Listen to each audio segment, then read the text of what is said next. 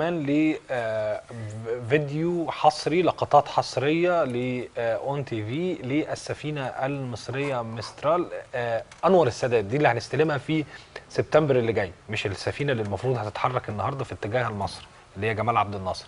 اللقطات اللي جايه للسفينه انور السادات اللي مصر هتتسلمها في سبتمبر القادم. اتفضلوا.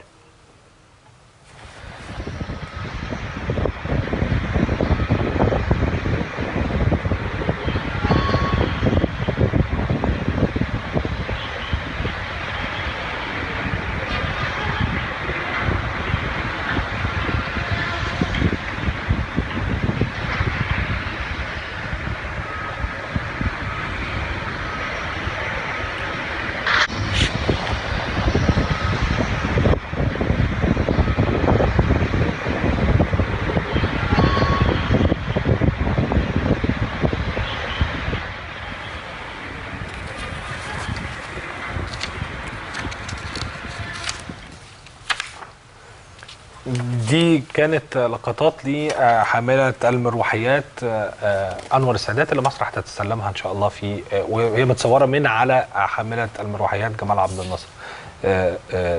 بنشكر على كل حال زمايلنا في اللي موجودين دلوقتي في فرنسا اللي هم بيوافونا طول الوقت بلقطات جديدة، وكل التفاصيل إن شاء الله هيكون معانا طول الحلقة أو على مدار الحلقة تفاصيل